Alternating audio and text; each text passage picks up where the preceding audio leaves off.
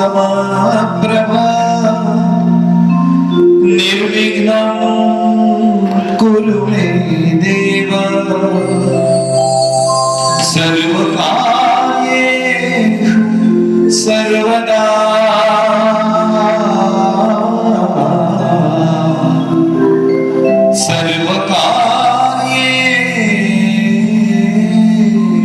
सर्वदा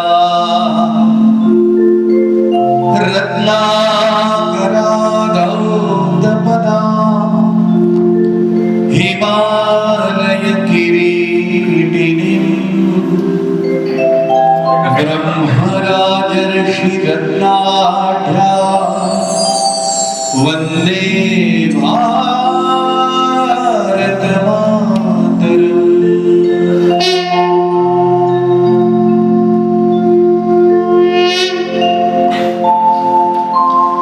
नमस्कार.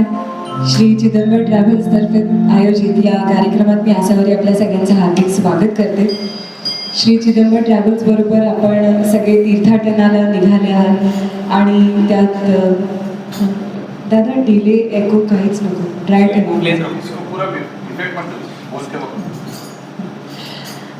श्री चिदंबर ट्रॅव्हल्स बरोबर आपण सगळे तीर्थाटनाला निघाले आहात आणि प्रयागराज, अयोध्या, काशी अशी ही सगळी तीर्थयात्रा आहे.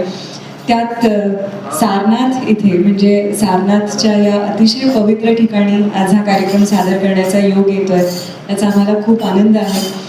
आणि तीर्थाटनाला निघालं असताना फक्त मंदिर बघणं किंवा प्रेक्षणीय स्थळं बघणं एवढंच नाही, तर सगळ्या पंचेंद्रियांनी या सगळ्या सहलीचा आस्वाद घेता यावा म्हणून उत्तम राहण्याची सोय, खाण्याची सोय, फिरण्याची सोय करणारे श्री चिदंबर ट्रॅव्हल्सचे रोहन जोशी, आपण सुरुवातीलाच त्यांचे आभार मानूया, जोरदार टाळ्या वाजवूया त्यांच्यासाठी. सारनाथ ती भूमी आहे जिथे बुद्ध झाल्यानंतर भगवान बुद्धांनी पहिला उपदेश त्यांच्या शिष्यांना केला होता आणि त्या भूमीमध्ये आज आपण सगळे आहोत. म्हणजे खरं भारताचं किती वैभव आहे बघा. भारताच्या कुठल्या तरी एका वेगळ्या भागातून येऊन आपण या ठिकाणी सगळे एकत्र जमलो आहोत, जिथे मराठी भाषा प्रचलित नाही, बोलल्या जात नाही, आणि तिथे आपण मराठी कार्यक्रम करतो आहोत आणि तिथे आपण रामायण ऐकणार आहोत आणि तेही मराठीतून. म्हणजे मला असं वाटतं की हे आपल्या भारताचं वैभव आहे की इतके सगळे संस्कृती, भाषा, कला सगळ्या जिथे एकत्र नांदतात ती आपली भारताची भूमी आहे. तर आजच्या या कार्यक्रमात तुम्हाला काही भक्तिगीतं आम्ही ऐकवणार आहोत आणि अर्थात गीत रामायण आम्ही सादर करणार आहोत. पण प्रत्येक पूजेचा जसा एक पायंडा असतो की आधी गणपती बाप्पाचा मान असतो, अभिषेक कोणत्याही देवाचा असो, सत्यनारायण जरी असलं तरी पहिली पूजा आपण गणपती बाप्पाची करतो आणि त्यानंतरच मुख्य पूजेकडे वळत असतो, पूजेला सुरुवात होत असते. तसं आपण या कार्यक्रमातही करणार आहोत. कार्यक्रमाची सुरुवात आपण या गणपती बाप्पाच्या गाण्याने करूया. गणपती ही बुद्धीची, कलांची देवता आहे, त्यांचे आशीर्वाद घेऊन आपण या कार्यक्रमाची सुरुवात करूया आणि मग तुमच्या आणि आमच्या आवडीची भक्तिगीतं आणि गीत रामायण आपल्याला ऐकवणार आहोत.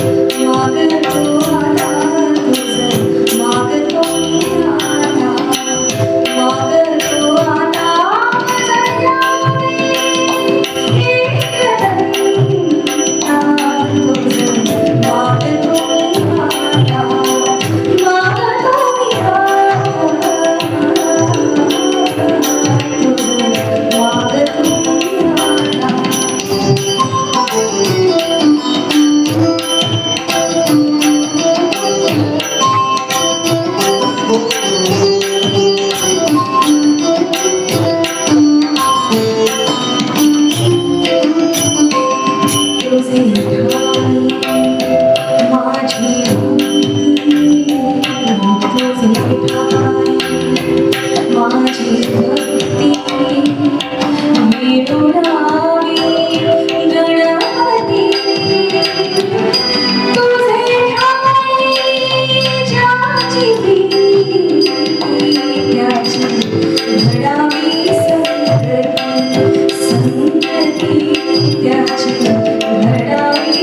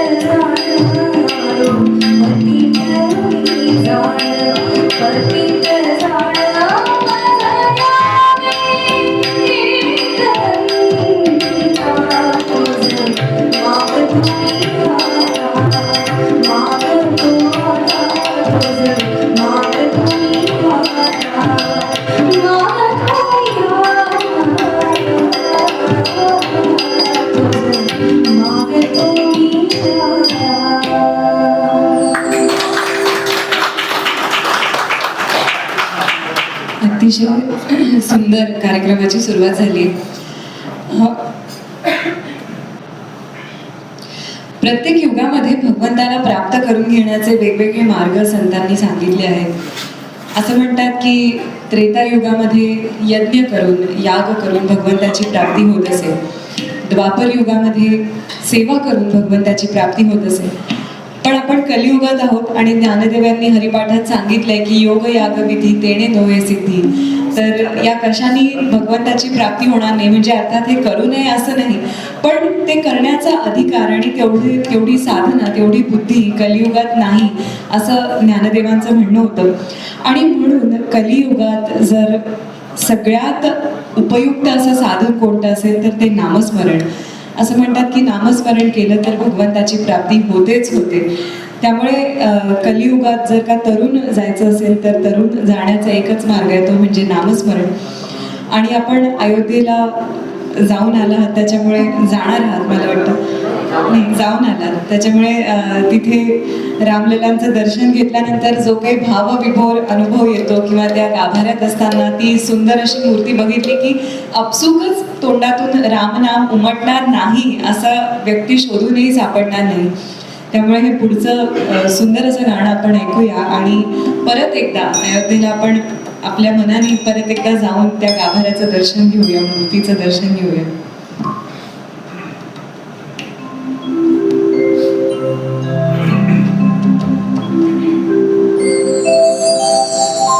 श्रीराम जय राम जय जय राम श्री राम जय राम जय जय राम भजनी राम स्तवनी राम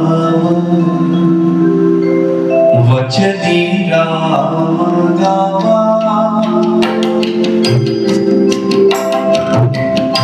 भजनी राम वचनी राम स्तवनी राम गावा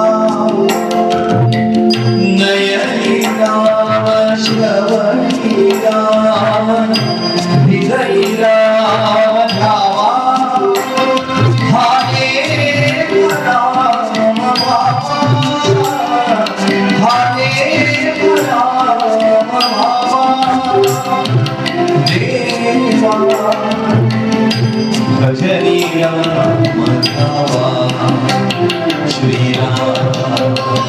जय राम जय जय राम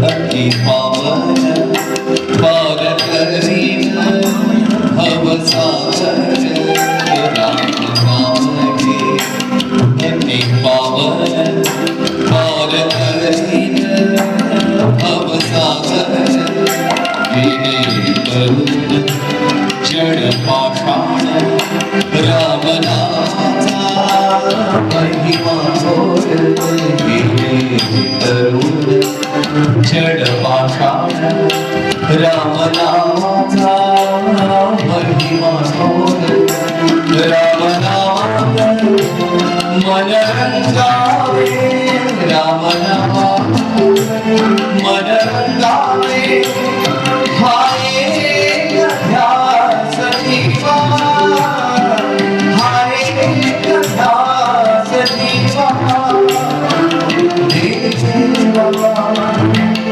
भजनी राम श्री राम जय राम जय जय राम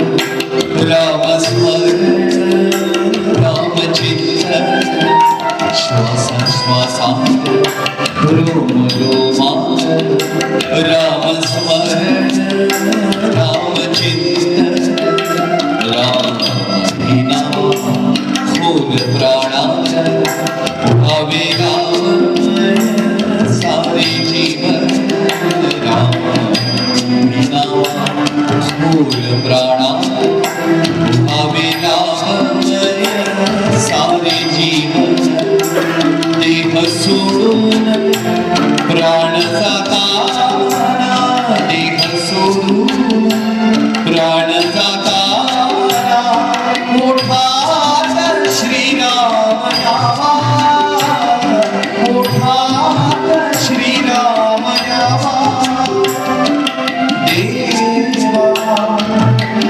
भजनी राम नामा श्री राम जय राम जय जय राम भजनी राम वचनी राम स्तवनी राम नामा नयनी राम श्रवणी राम हृदय राम ध्यावा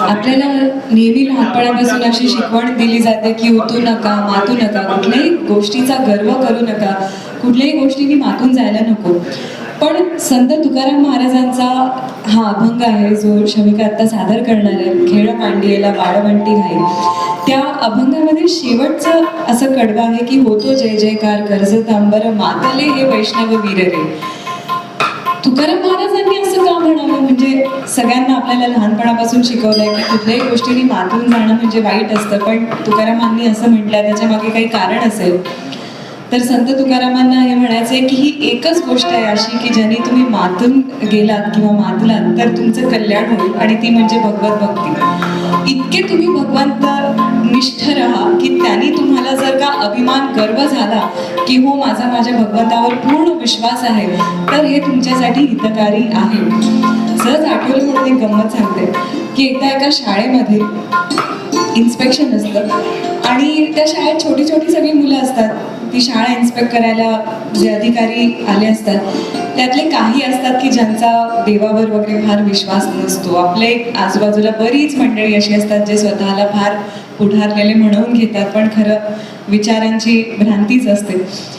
तर त्या वर्गामध्ये इन्स्पेक्शनला ज्या वर्गात ते जातात तिथे एक छोटासा मुलगा असतो, अगदी बुक्का लावलेला, गळ्यात तुळशीची माळ असते. नेमके त्या मुलाला ते धरतात अधिकारी आणि म्हणतात की अरे वा, तुझा देवावर विश्वास दिसतोय. तो म्हणाला हो तर आहेच. ते त्याला म्हणतात की तुझा देव कुठे आहे हे जर का तू मला दाखवू शकलास मी तुला एक चॉकलेट देईन. तो मुलगा त्यांच्याकडे बघतो आणि त्यांच्या डोळ्यात डोळे घालून म्हणतो माझा देव कुठे नाहीये हे जर तुम्ही मला दाखवलं तर मी तुम्हाला 2 चॉकलेट देईन. तर मला असं वाटतं की इतका दृढ विश्वास जेव्हा देवावर असतो तेव्हा जेळी स्थळी काष्टी पाषाणी आपल्याला त्याचं अस्तित्व जाणवत असतं. आणि म्हणून मग वारकरी संप्रदायाचे लोक एकमेकांना जेव्हा भेटतात तेव्हा वर्ण, अभिमान, वय या सगळ्याचा विसर पडून सगळे एकमेकांना त्यांच्या पाया पडतात. कारण एक विठ्ठल जसा माझ्यात आहे तो तसा तुझ्यातही आहे आणि तुझ्यातल्या विठ्ठलाला नमस्कार आहे ही त्यांची भावना असते. तर संत तुकारामांचा हा अभंग श्रीनिवास खळे यांचं संगीत लता दिदींनी गायलंय आणि आता शमिका आपल्यासाठी सादर करते. ऐकूया.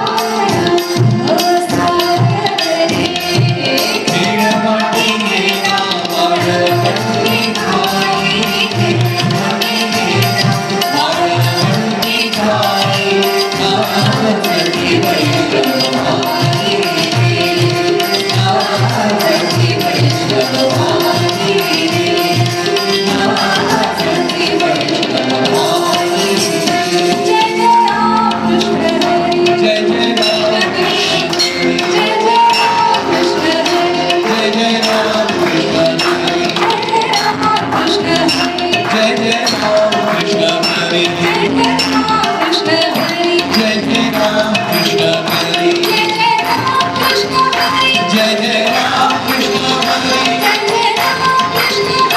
जय जय राम कृष्ण हरी जय जय राम कृष्ण हरी जय जय राम कृष्ण हरी जय जय राम कृष्ण हरी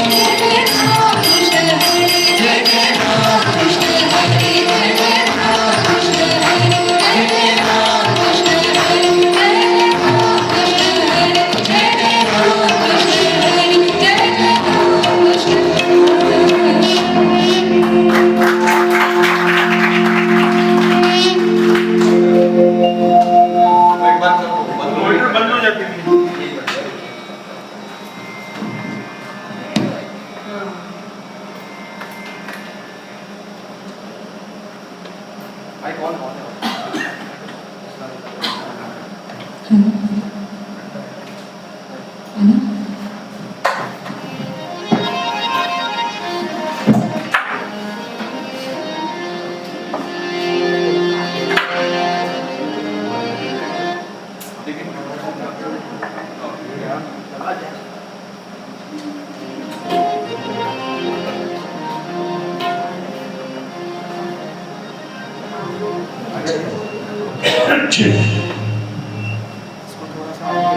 ये मॉनिटर को थोड़ा यहाँ पर ले लो, ऐसे इधर।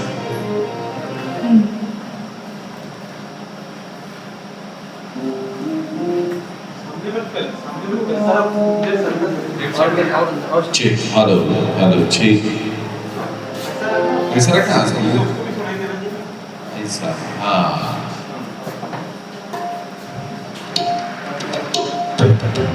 चेक हेलो अभी बंद नहीं होगा हेलो हेलो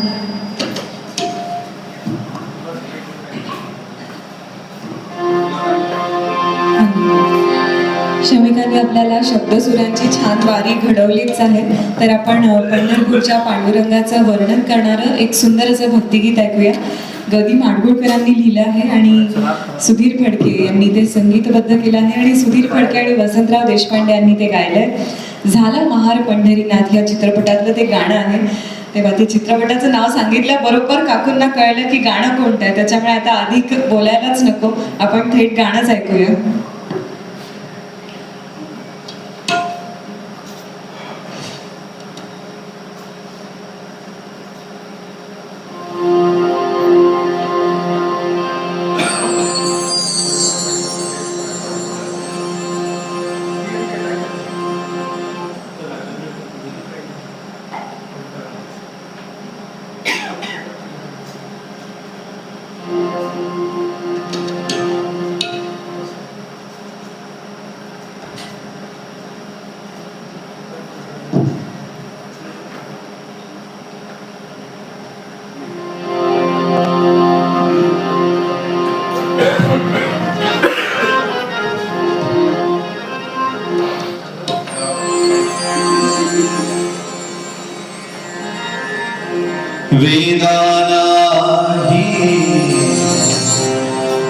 नाही कळला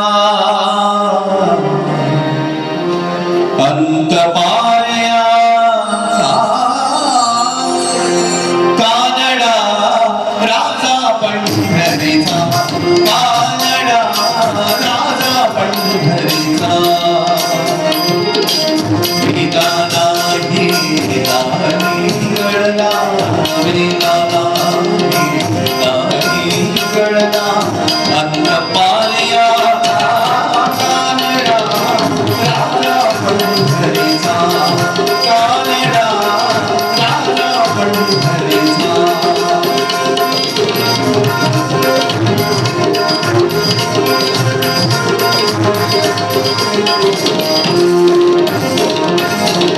निराकार तो निर्गुण ईश्वर कसा प्रगटला सावित्रीवर निराकार तो निर्गुण ईश्वर कसा प्रगटला सावित्रीवर उभय ठेविले हात घडीवर उभय ठेविले हात घडीवर पुतळा चैतन्याचा कानडा राजा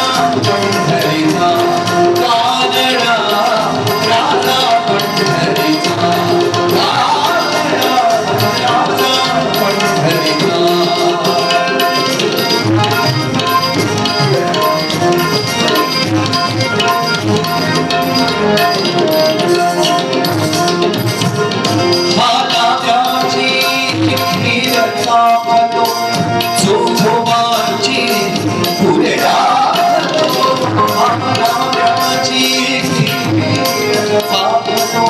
जो भोवाची तुले राहतो पुरंदराचा परमात्मा पुरंदराचा परमात्मा वाली गावानीचा कानडा राजा पंढरीचा कानडा राजा पंढरीचा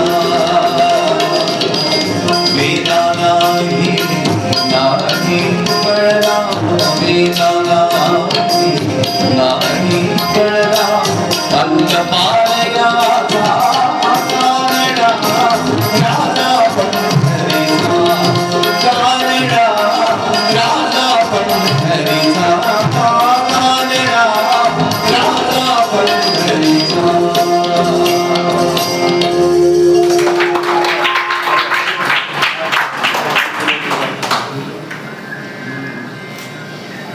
आपल्या महाराष्ट्रामध्ये आपल्याला भक्तीची खूप छान मोठी अशी परंपरा आहे. म्हणजे ज्ञानदेवांपासून ती परंपरा सुरू झाली आणि अनेक संत त्या परंपरेत आले.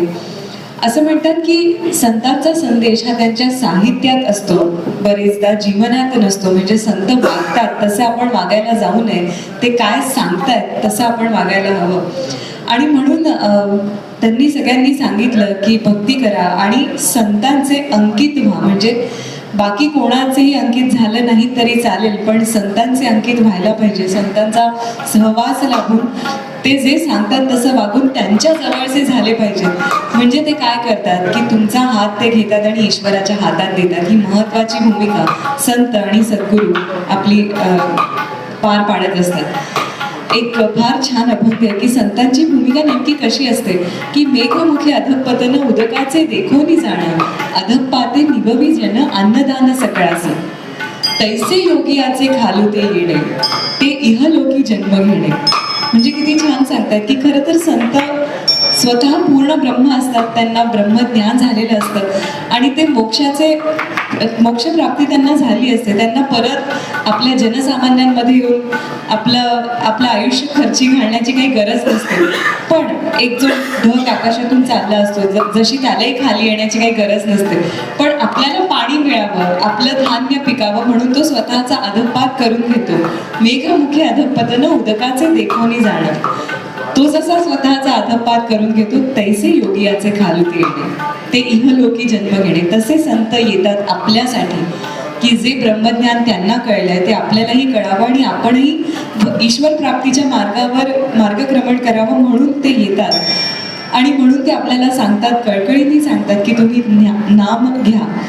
पण आपण लगेच प्रतिप्रश्न करतो की कसं घ्यायचं, कसं घेणार. तर ते म्हणतात की काय नाही, तुमचे व्यवहार सुरू असताना मुखाने नाम घ्या म्हणजे सगळं छानच होईल.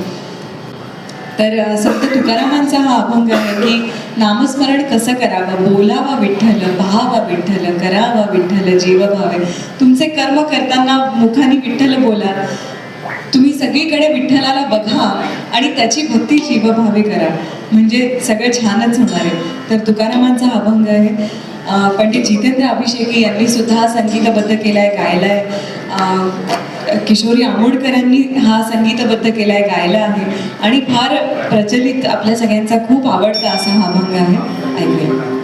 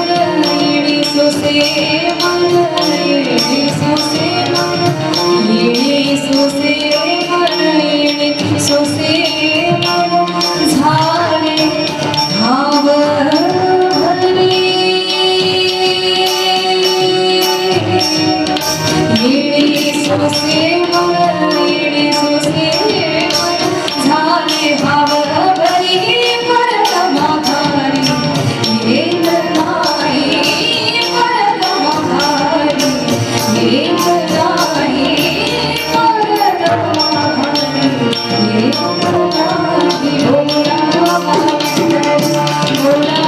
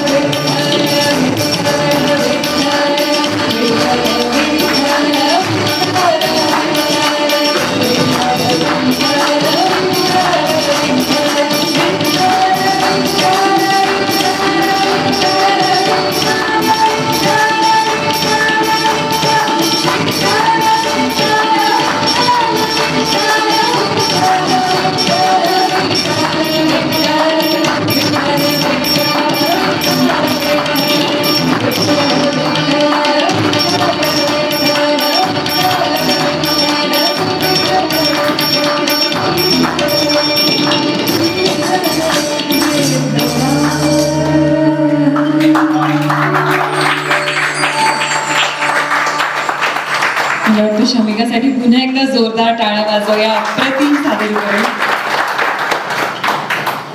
यानंतर अर्थात आपण सगळे ज्या सादरीकरणाची आतुरतेने वाट बघतात त्या गीत रामायणाकडे वळतो आहोत. रामायण ही अतिशय सुरस अशी कथा आहे आणि युगानुयुगे ती कथा आपण एका पिढीने दुसऱ्या पिढीला हस्तांतरित केली आहे. रामाची भक्ती आपण एका पिढीने दुसऱ्या पिढीला हस्तांतरित केली आहे. आणि का असू नये, कारण त्या कथेचा कुठलाही भाग तुम्ही घ्या आणि आजच्या आयुष्याशी त्याचा संबंध जोडा, तो अगदी आपसूक जुळतो. आणि आजही रामायणातल्या गोष्टी आपल्या आयुष्यात आपल्याला कशा आणता येतील याचा आपण सगळे प्रयत्न करत असतो. रामायण अर्थात वाल्मिकींनी लिहिलं, तुलसीदासांनी लिहिलं, मराठीमध्ये मोरोपंतांनी लिहिलं आणि त्याच रांगेत थेट जाऊन बसलेले महाराष्ट्र वाल्मिकी ग. दि. माडगुळकर त्यांच्या सिद्ध लेखणीतून हे रामायण, गीत रामायण साकार झालं. त्याला अर्थात त्याच तोडीचा स्वरसाज सुधीर फडके यांनी चढवला. आणि या दोघांच्या व्यतिरिक्त अजून एका व्यक्तीचं आवर्जून नाव घ्यायला हवं किंवा उल्लेख करायला हवा, ते म्हणजे सीताकांत लाड. त्यांच्या प्रयत्नांनी गीत रामायण ही कलाकृती आकाराला आली आणि आकाशवाणीवरून त्याचं प्रसारण झालं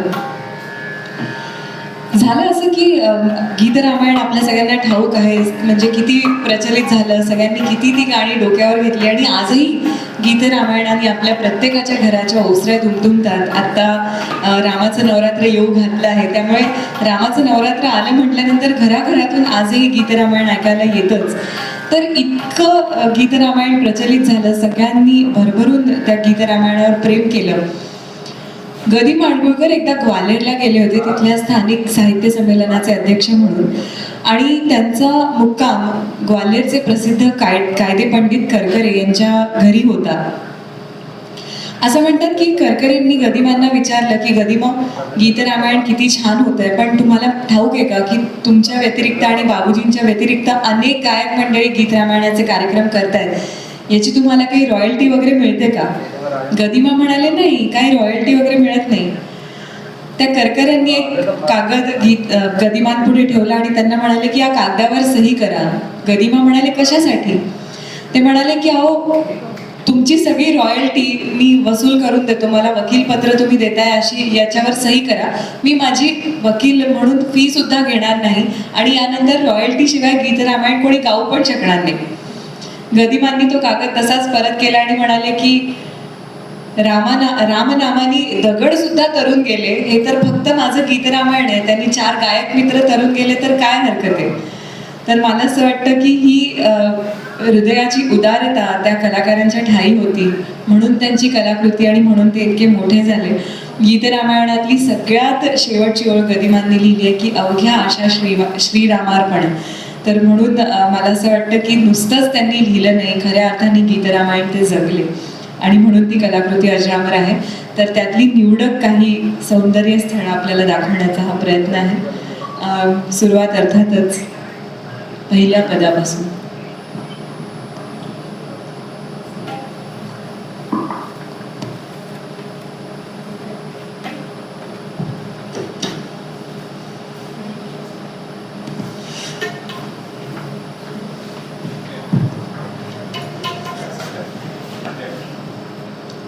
पहिलं पद नाही, रामजन्माच्या पदापासून सुरुवात करतो. क्षमा करा, पहिल्याच पदापासून सुरुवात करतो, माझं जरा गोंधळ झाला.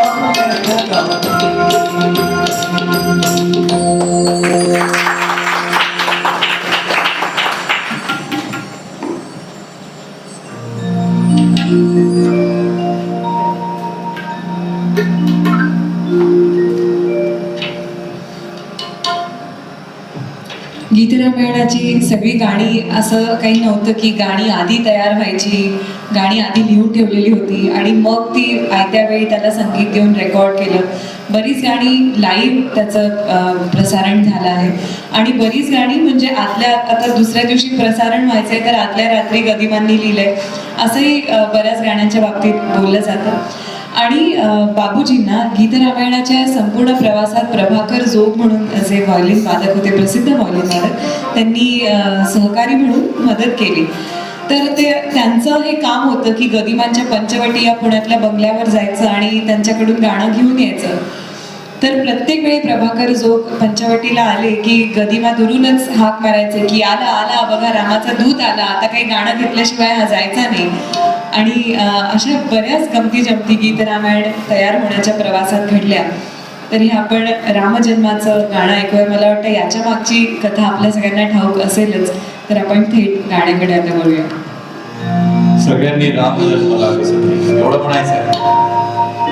सगळे थकलेले दिसतात या प्रवासात, पण राम जन्माने चैतन्य मात्र नक्की आहे.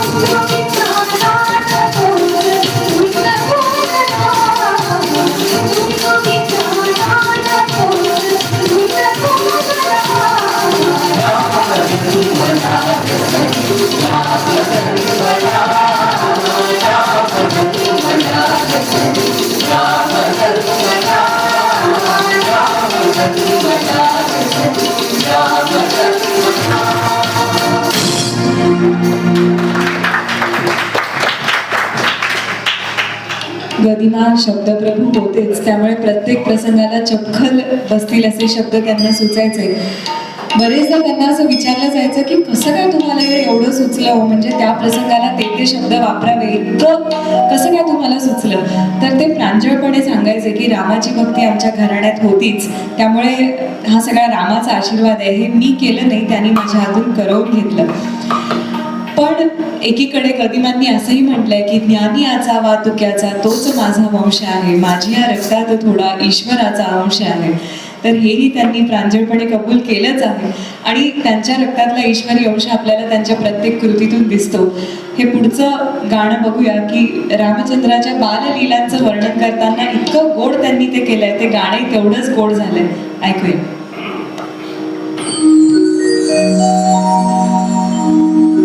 सावळा ग रामचंद्र माझ्या मांडीवर राहतो, माझ्या मांडीवर राहतो, सावळा रामचंद्र माझ्या मांडीवर राहतो, माझ्या मांडीवर राहतो. अष्टगंधाचा सुवास निळ्या कमळाला येतो, निळ्या कमळाला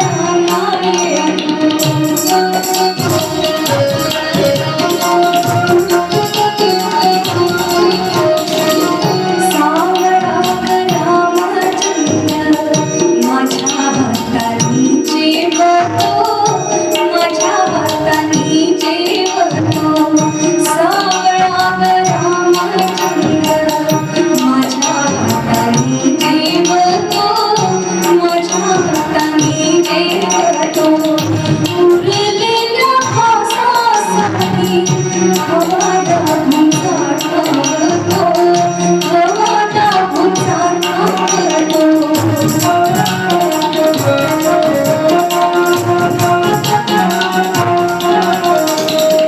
सावळा रामचंद्र रत्नपंचमी सोबतो, सावळा रामचंद्र रत्नपंचमी सोबतो. त्याला पाहता सुत चंद्र आभाळी लोळतो, चंद्र आभाळी लोळतो, चंद्र आभाळी लोळतो, चंद्र आभाळी लोळतो.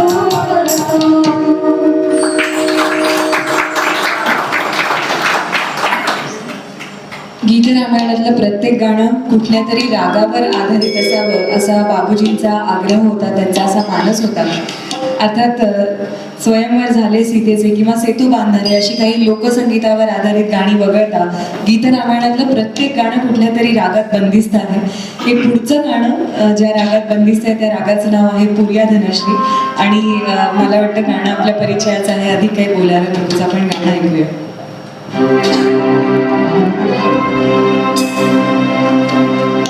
ज्येष्ठ तुझा पुत्र मला हे दशरथा यज्ञदक्षिणास योग्य तुझी सर्वथा.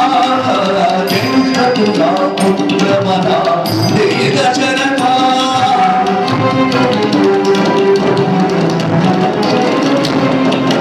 माया हीरा किंचन कष्टविधी मधसी फार. माया हीरा किंचन कष्टविधी मधसी फार. कैकवार करुणी यज्ञ नाही सांगता. तुझा पुत्र मला हे दशरथा.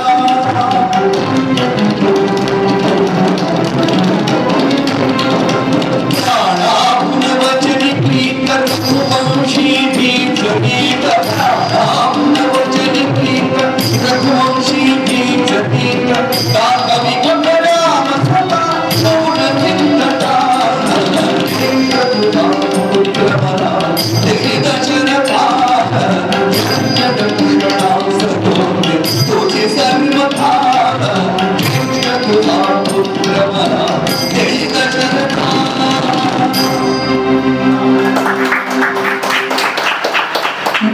या गीत रामायणात स्त्री पात्रांवर योजलेली गाणी पण खूपच अप्रतिम आहेत. म्हणजे प्रभू रामचंद्रांनी जसा त्राटिकेचा संहार केला तसा अहिल्याचा उद्धार सुद्धा केला. त्याच्यामुळे त्यांच्या प्रभू रामांच्या चरित्रात फक्त आपल्याला एकच दिसतं की जीव मात्र समान आहेत. त्यांच्यात स्त्री पुरुष वगैरे असा भेद नव्हता. ज्या जीवाचा उद्धार करायला पाहिजे त्या जीवाचा त्यांनी उद्धार केला आणि ज्याचा संहार करायला पाहिजे त्यांनी संहार केला. तर हे अहिल्याच्या उद्धाराचं गाणं पुढचं आपण ऐकूया.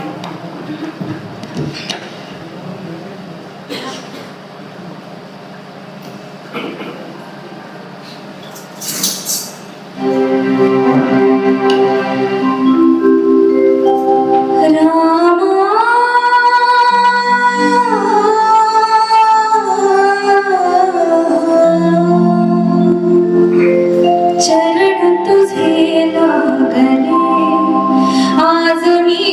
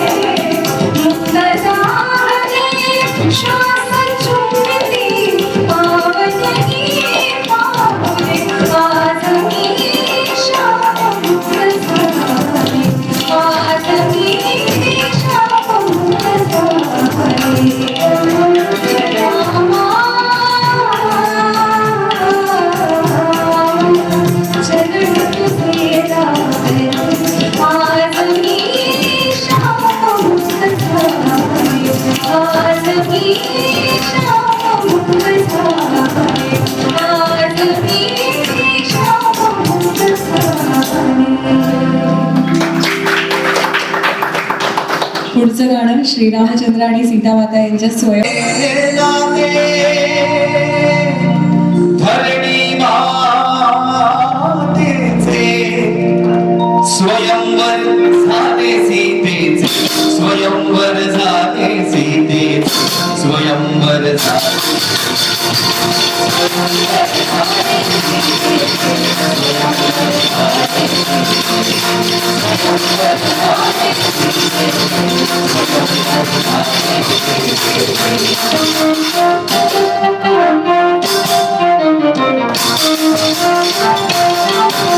श्रीरामाची समुद्रजले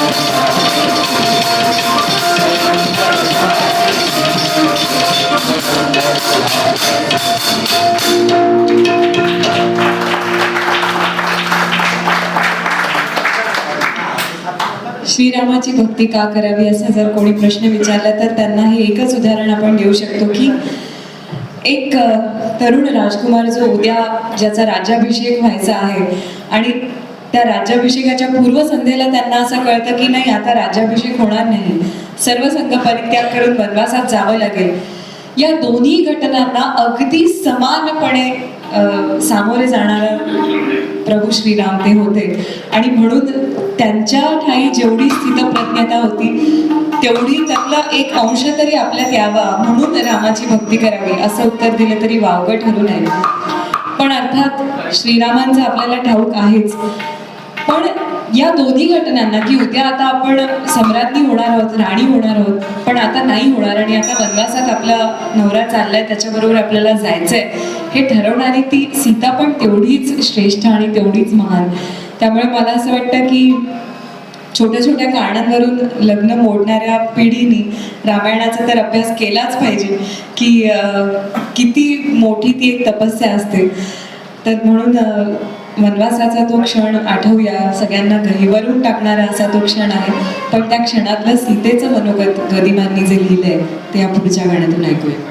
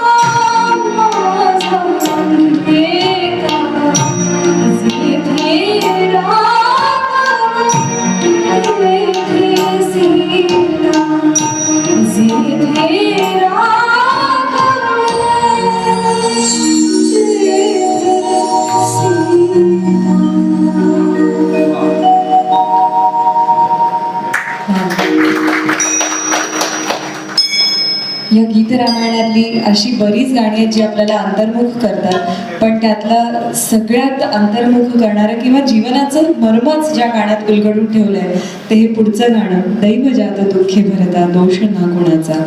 मला असं वाटतं की ग. दी. माडगूळकरांनी प्रत्येकाला जीवनाचं मर्म या गाण्यातून सांगितलंय की ही दैवजात दुःख जी प्रभू रामचंद्रांना चुकली नाही ती तुमच्या आणि तुम्हाला आणि आम्हाला कशी चुकणार. फक्त प्रभू रामचंद्रांकडेही जे नव्हतं ते आपल्याकडे आहे, ते म्हणजे त्यांचं नाम, आणि म्हणून त्यांचं नामस्मरण आपण करत राहिलं पाहिजे. तर ऐकूया.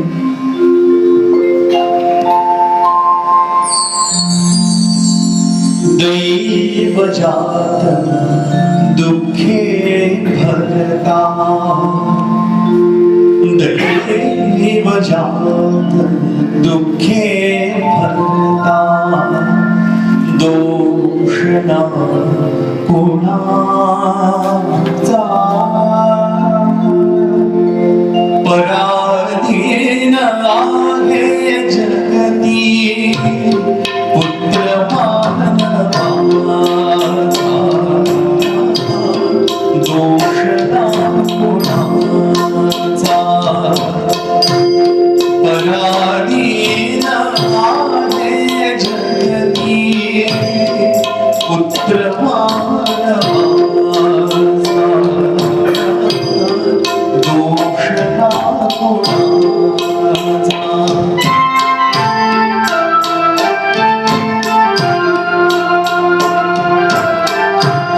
पंत उन्नतीचा पदरी होई या जगात, सर्व संग्रहाचा वत्सा नाश पाचंत,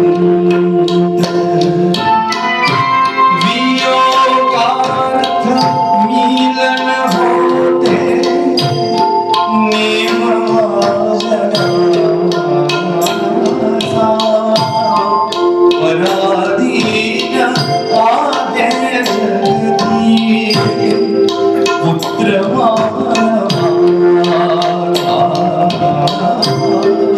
दोष ना कोणाचा.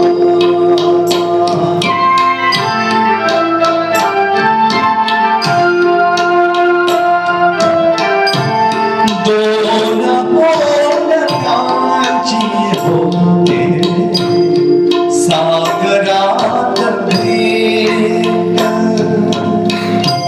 एक लाट तोडी दोघा पुन्हा नाही गाठ,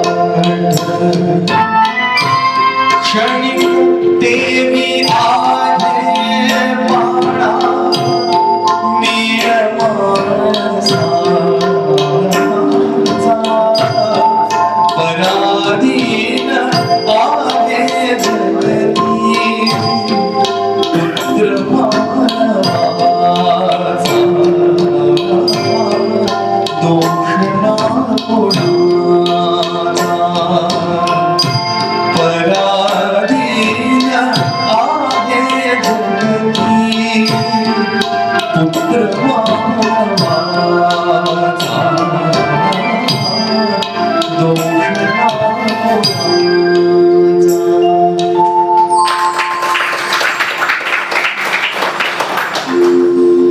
थोडासा मोह केला तर चालतं, थोडासा मोह केला तर त्याला काही होत नाही असं आपण नेहमीच म्हणतो की इतके कुठे आपण योगी झालो, इतके कुठे आपण संत झालो, आपण माणसं, थोडासा मोह तर होणारच आणि त्याने काही होत नाही. अहो साधं उदाहरण आहे की आपल्याला डायबिटीज आहे माहिती आहे, गोड खायचं नाही हेही माहिती आहे, अर्धा लाडू चालेल, चवीपुरता चालेल, उद्या जास्त व्यायाम करू असं म्हणून आपण खातोच. पण प्रत्येक जो मोह होतो त्याचे परिणाम आपल्याला भोगावेच लागतात. आणि आपण रामायणात बघतो की प्रत्यक्ष सीता जी म्हणजे त्यागमूर्ती आहे असं आपण म्हणतो, आणि तिला आयुष्यात कधीही कशाचाही मोह झाला नाही, पण एक फक्त मोहाचा क्षण तिच्या आयुष्यात आला आणि त्यांनी केवढं मोठं पुढे गोष्ट त्याची घडली. तर तो मोहाचा क्षण सुद्धा गदिमांनी फार सुंदर टिपलाय. पुढच्या गाण्यात ऐकूया.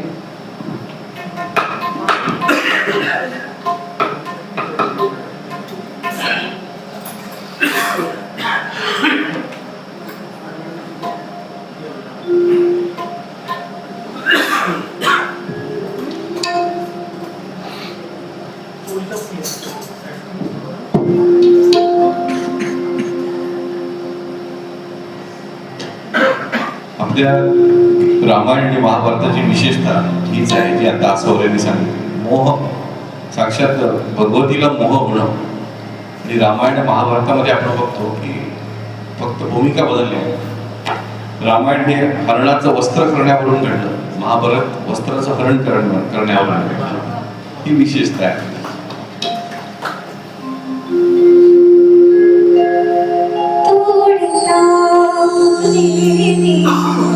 सहज पाहिला जाता, तोडिता फुले सहज पाहिला जाता, मज आणून जातो हरी आणून जातो हरी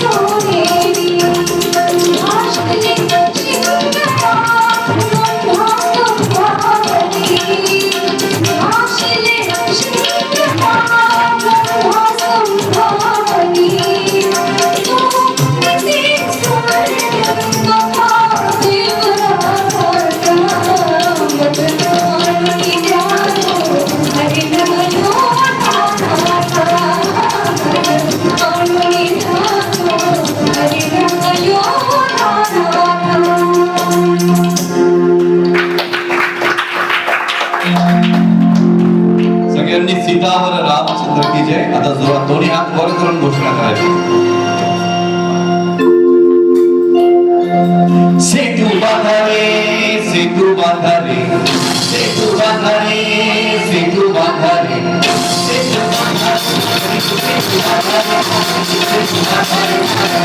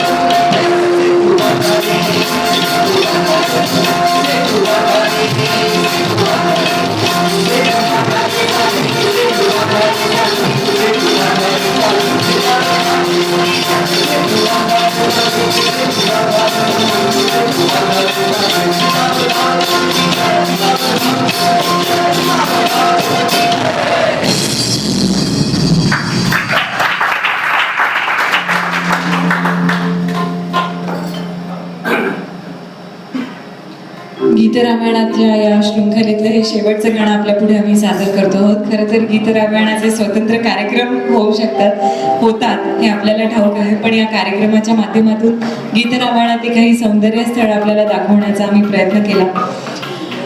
असं म्हणतात की राम आणि रावणाचं युद्ध झाल्यानंतर युद्धात जीवितहानी होतेच, तशी याही युद्धात झाली आणि हनुमंतांनी आग्रह धरला की प्रभू तुम्ही सगळ्यांना जिवंत करा, जे या युद्धात मृत्युमुखी पडले त्यांच्या कुटुंबाचा शोक मला काही बघवत नाही, तुम्ही त्यांना जीवनदान द्या. आता लाडक्या भक्ताचा हट्ट प्रभूंना मोडवेना म्हणून त्यांनी अमृताचा वर्षाव केला, पण त्यात झालं असं की फक्त वानर जिवंत झाले, राक्षस झाले नाही. हनुमंत म्हणाले की प्रभू हे काय, तुमची सगळ्यांवर समान कृपादृष्टी असते, मग ते राक्षस झाले म्हणून काय झालं, त्यांनाही जीवनदान द्या. प्रभू त्यांना म्हणाले अरे हनुमंत त्यांना कशाला परत आणतो या इह लोकात, मोक्षप्राप्ती त्यांना झाली. हनुमंत म्हणाले कसं काय, युद्ध करताना वानरांची दृष्टी रावणावर होती पण राक्षसांची माझ्यावर होती ना, तर ज्यांच्यावर केवळ दृष्टी असणारी, ज्यांच्या केवळ दर्शनाने मोक्षाची प्राप्ती होऊ शकते त्यांच्या नामस्मरणाने नक्कीच होऊ शकते. तर गीतरामायणातल्या शृंखलेतलं हे शेवटचं गाणं आपल्यापुढे सादर करतो.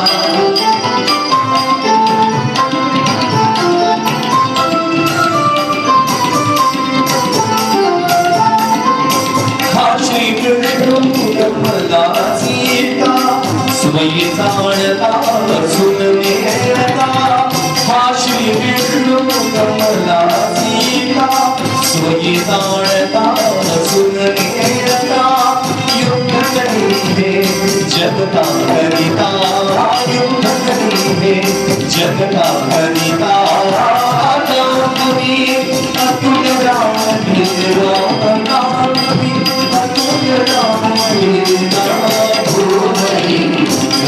वध झाला रावण वध झाला देव हो देव हो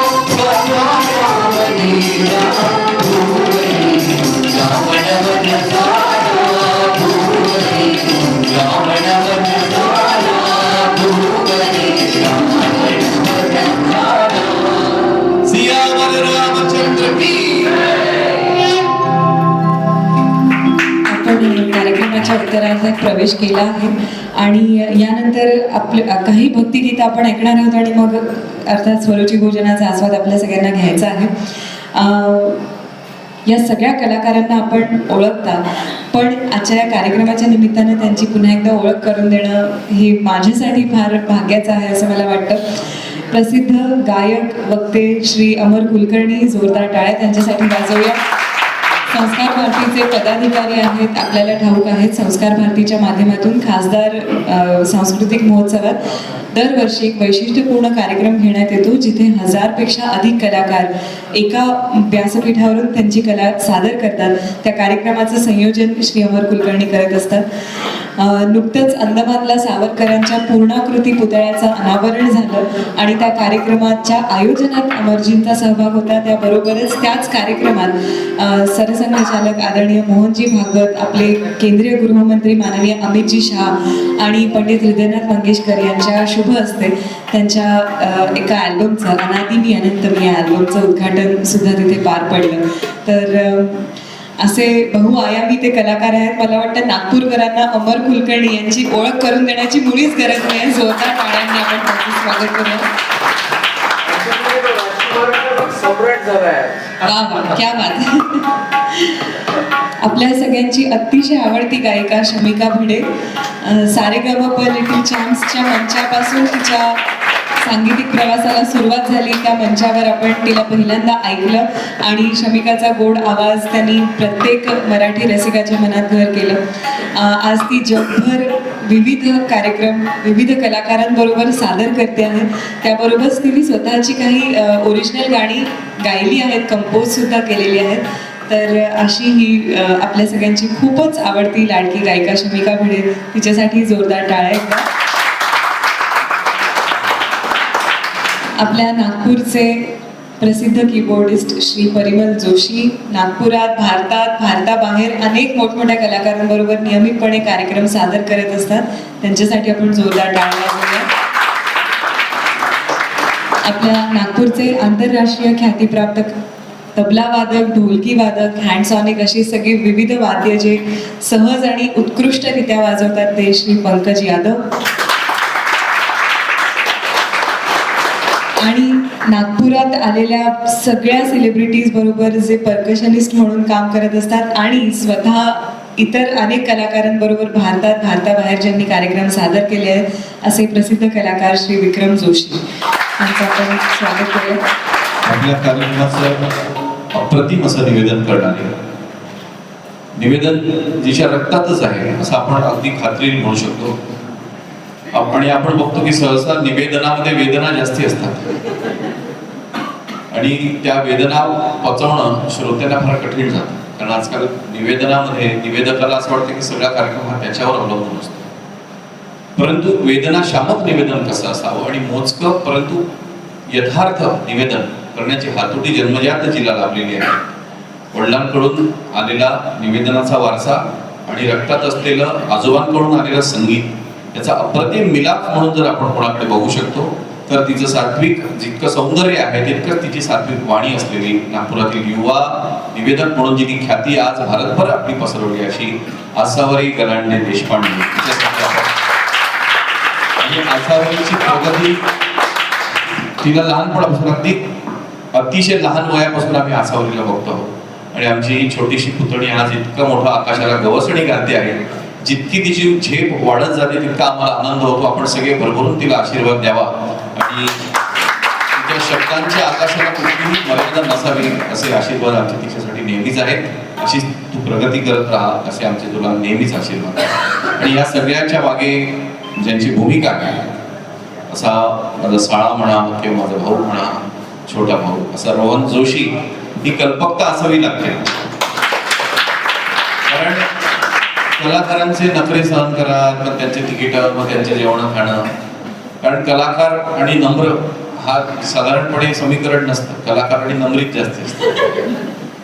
परंतु त्यांचे सगळे हसत मुखाने आणि कुठल्याही प्रकारची त्याच्या चेहऱ्यावरची तशी कुठली प्रतिक्रिया फारशी बदलत नाही. कठीण प्रसंग असो, आनंदाचा प्रसंग असो.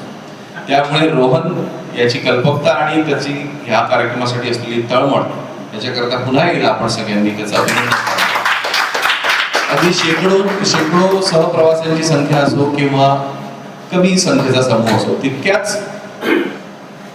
ओढीने आणि तितक्याच काय म्हणतो आपण त्याला कमिटमेंट जी असते तेवढ्याच समर्पण भावाने तो हा कार्यक्रम सादर करतो. त्याचंही आम्ही अभिनंदन करतो. आणि ये कार्यक्रम जो आज हम सभी के लिए बहुत कम समय में, बहुत शॉर्ट समय में इतना बेहतरीन ध्वनि संयोजन करने वाले, आपका नाम शुभ नाम, राजू जी के लिए बहुत जोरदार तालियां.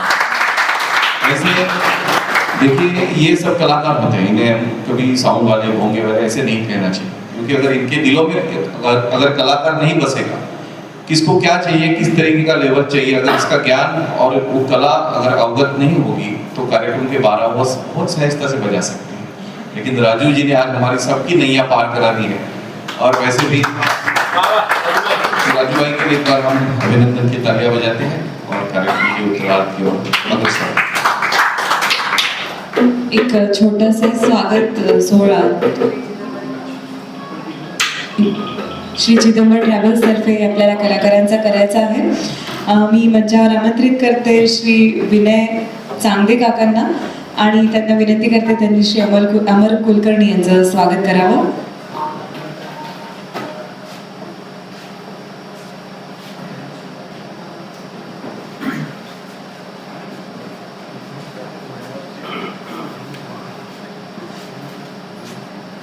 संघात माझ्या डिपार्टमेंटचे बॉस होते आतापर्यंत.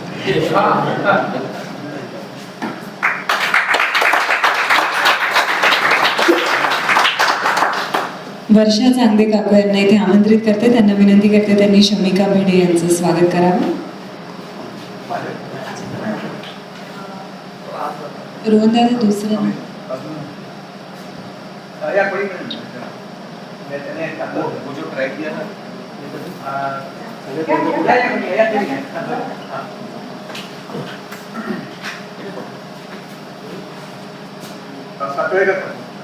सातवडेकर काकू. हो ओळख आहे.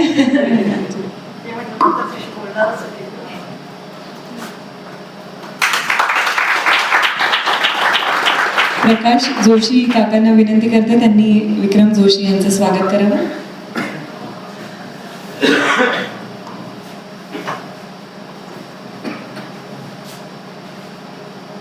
जोशांची फार मेजॉरिटी दिसते इथे. रोहन जोशी यांना आमंत्रित करते. त्यांना विनंती करते परिमल जोशी यांचं स्वागत करावं.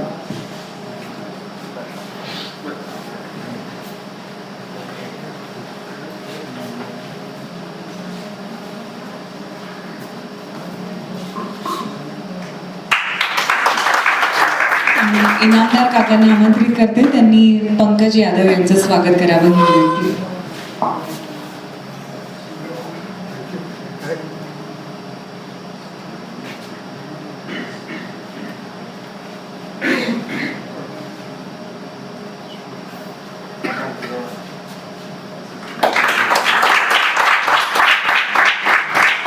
खूप धन्यवाद. पुढच्या गाण्याकडे आपण लगेच वळतो आहोत. एक थोडस अधिकार क्षेत्रामध्ये थोडी घुसखोरी केली. आपल्या सगळ्यांना ठाऊक आहे की ज्या अत्यंत पवित्र प्रदेशात आपण बसलेलो आहोत त्याचा जीर्णोद्धार झालेला आहे. अयोध्या याच्यात झालेल्या भव्य रामललाचं दर्शन आपण घेऊन आलो आणि आपण सगळे ज्या अमृत काळामध्ये प्रवेश करते झालो आहोत त्यामध्ये अजून एक महत्त्वाची घटना यावर्षी म्हणजे राष्ट्रीय स्वयंसेवक संघाची शताब्दी वर्ष हे आपण सगळं साजरे करतो आहोत. आणि राष्ट्रीय स्वयंसेवक संघाची स्थापना ज्यांनी केली असे डॉक्टर केशव बळीराम दत्त हेडगेवार यांचा जन्मदिवस येण्यातच आहे. आपल्याला माहिती गुढीपाडव्याला 1888 साली 1889 साली डॉक्टरांचा जन्म झाला. आणि मला तुम्हाला सांगायला अतिशय आनंद होतो की लॉकडाऊनच्या काळामध्ये अनेक संघगीतं आम्ही वेगवेगळ्या ठिकाणी असलेले कलावंत एकत्र करून त्याचं रेकॉर्डिंग करणं हे सगळं उपद्व्याप करत होतो. त्या मालिकेत डॉक्टर हेडगेवारांच्या जीवनावर असलेले एक अत्यंत गाजलेलं गीत अमूर्त मूर्त मूर्तिमंत तुझं समान होऊ दे येत शरण तव पदासी देश कार्य विरम हे आम्ही महाराष्ट्रातल्या वेगवेगळ्या कलाकारांनी एकत्र गायलं होतं. आणि मला सांगायला अतिशय आनंद वाटतो की त्यावेळी शमिकाला मी नुसता एक फोन केला होता आणि तिला म्हटलं होतं की हे डॉक्टरांच्या जीवनावरचं गीत आहे, तू गाशील का? तेव्हा ती धर्मकर्म संयोगाने रत्नागिरीला होती आणि तिने सांगितलं मला खूपच आनंद होईल. आणि एका झटक्यात तयार होऊन तिने ते रेकॉर्डिंग केलं, त्याचं व्हिडिओ शूटिंग स्वतः घरी बसून केलं आणि आम्ही सगळ्यांनी मिळून त्याच्यामध्ये अनिरुद्ध जोशी, शमिका आणि मी असं आम्ही तिघांनी मिळून ते गीत गायलं होतं. तर ते गीत आपल्यासमोर सादर करायचं या जन्मशताब्दी वर्षाच्या निमित्ताने आणि डॉक्टरांच्या जन्मतिथीच्या निमित्ताने असा आमचा मानस आहे. तुमची परवानगी असेल तर आम्ही ते गीत नक्की सादर करू. आणि त्याच्यामध्ये सगळ्यात महत्वाचं राहील सत्कारवरती. आसावरीचा सत्कार करण्यासाठी मी रोहनलाच बोलवतो.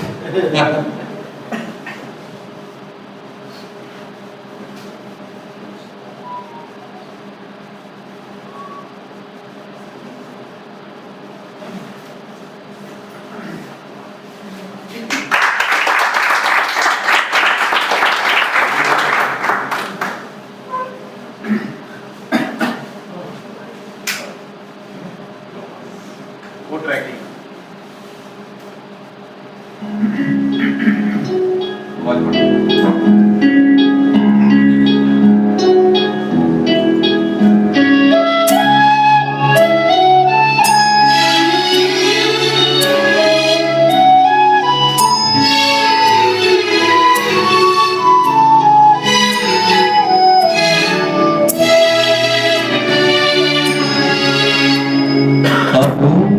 मूर्त मूर्तिमंत तुझ समान होऊ दे तुझ समान होऊ येत शरण तव पदासी देश कार्य विरमुदे देश कार्य विरमुदे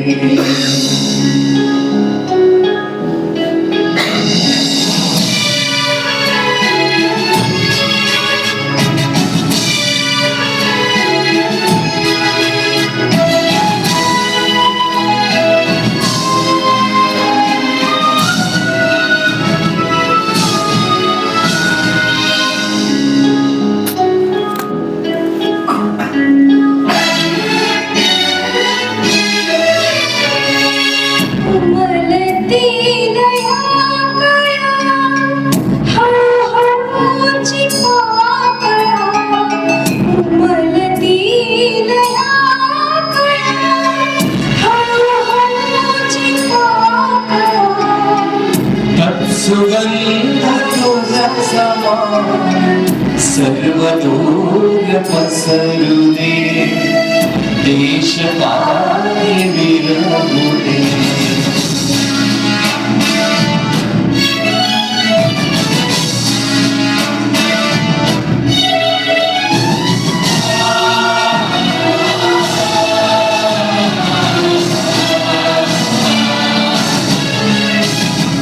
तूच अभाध्येय देव सेवु धरुनी भक्ती भाव तूच अभाध्येय देव सेवु धरुनी भक्ती भाव पूजने तुझा मास देवरूप होते देश कार्य विरमुदे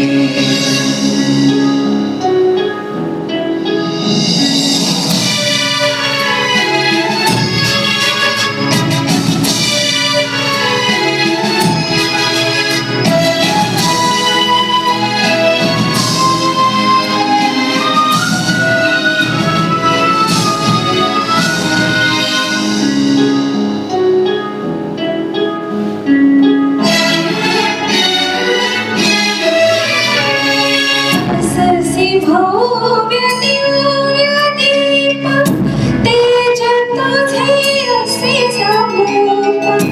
ससी भव्य दिव्य दीप तेज तुझे असे अमूप. ज्योत तीच भाव जाई हृदयांतरी जळू दे देश कार्य विरमुदे.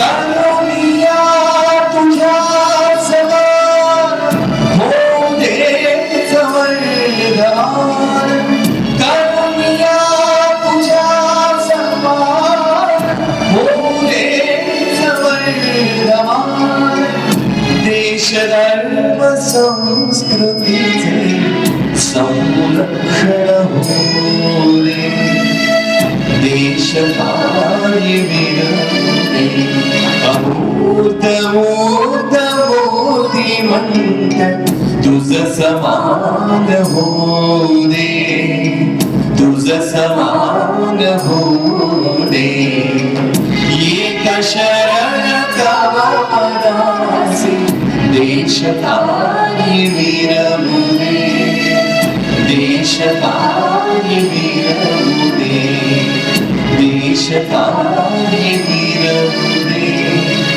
देश कार्य विरमुदे धन्यवाद.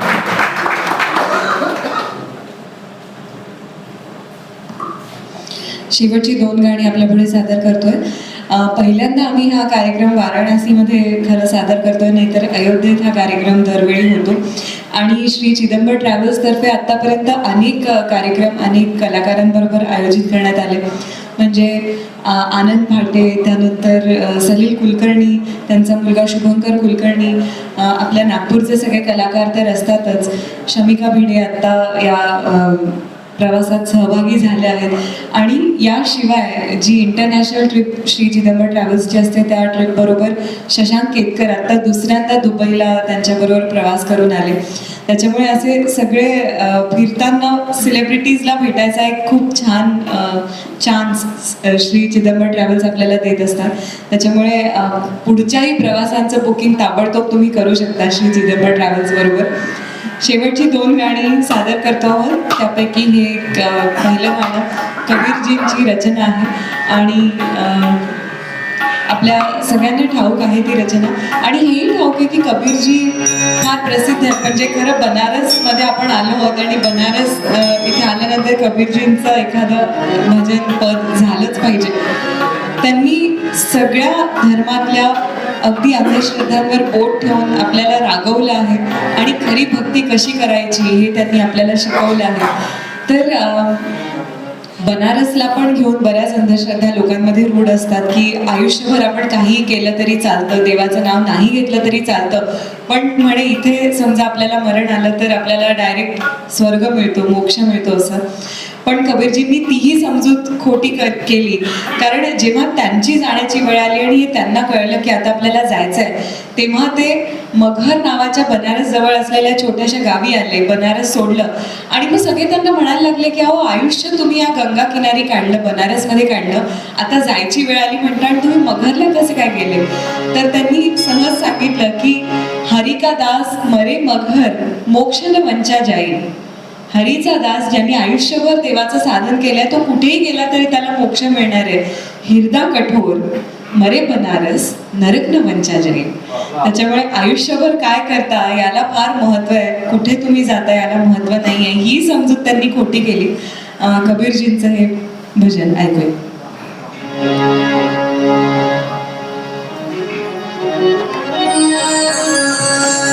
कबीरा जब हम पैदा हुए जग हंसे हम रोए, ऐसी करनी कर चलो हम हंसे जग रोए.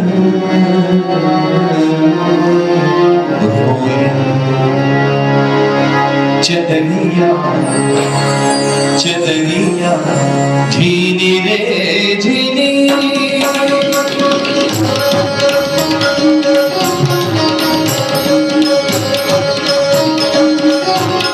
चदरिया झीनी रे झीनी, चदरिया झीनी रे झीनी, रस की चदरिया झीनी रे झीनी, चदरिया झीनी रे झीनी.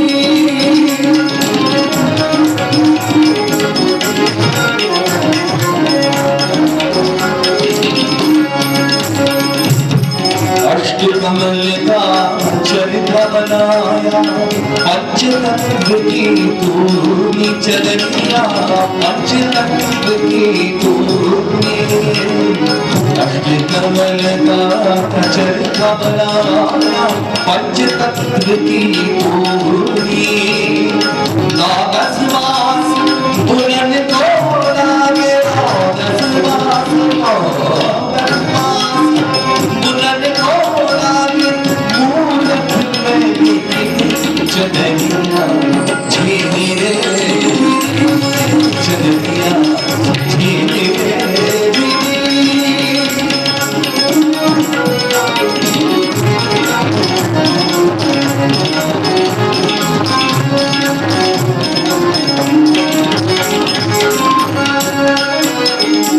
चादर ओढ़ शंका मत करियो, चादर ओढ़ शंका मत करियो, चादर ओढ़, चादर ओढ़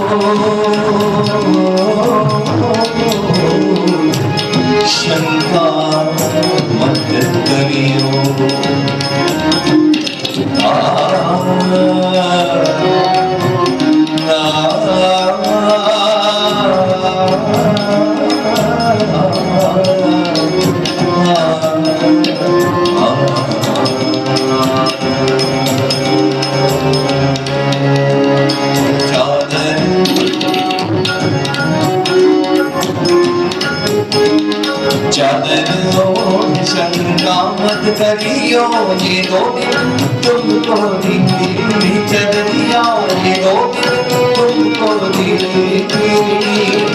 मूरख लोग भेद नहीं जाने, मूरख लोग भेद नहीं जाने, दिन दिन मैंने चदरिया जीने चदरिया जीने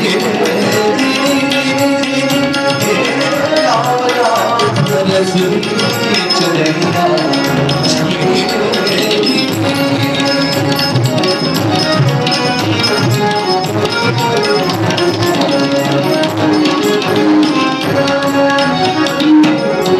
प्रहलाद सुदामाने ओढ़ी, प्रहलाद सुदामाने ओढ़ी, शुकदेव निर्मल की चदरिया, शुकदेव निर्मल की।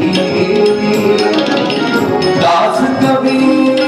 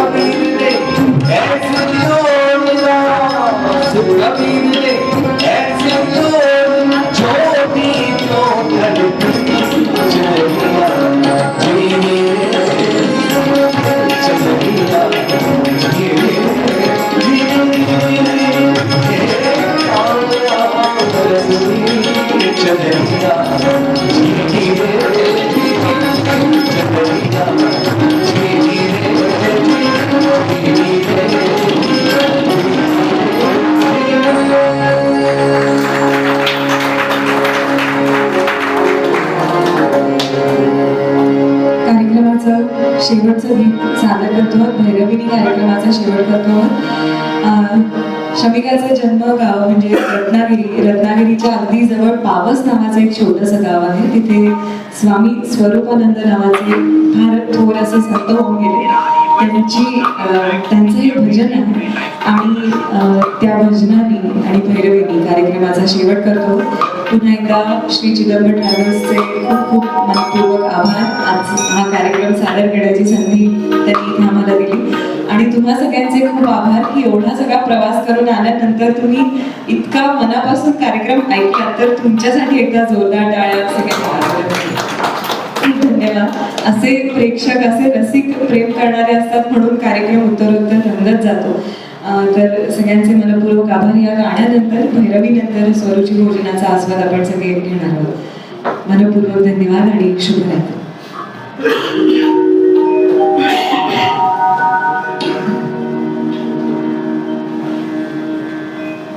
थोडंसं बोलते।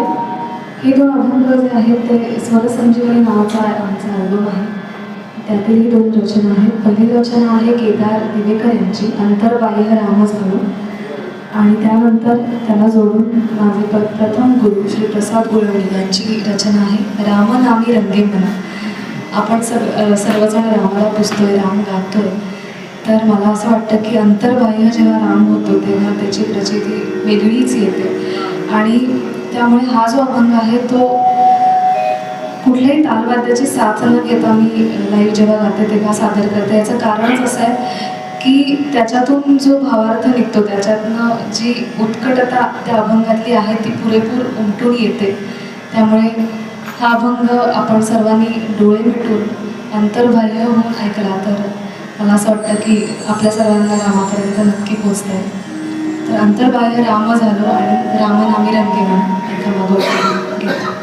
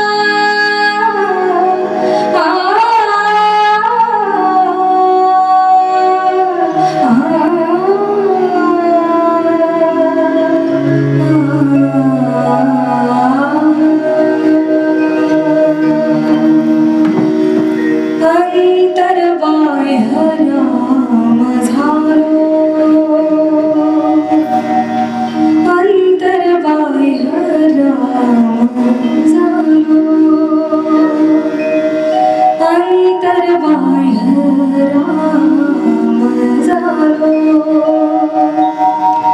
पूर्ण काम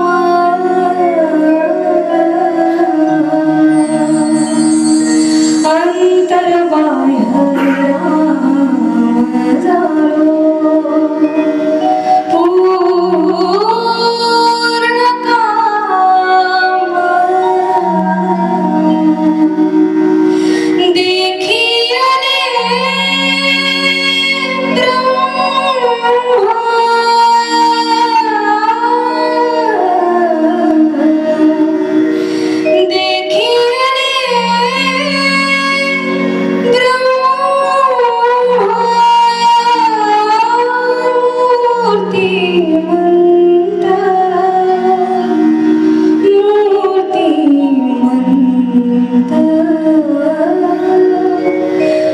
अंतर्बाह्य राम झालो अंतर्बाह्य राम झालो आनंदला जीव भेटला केशव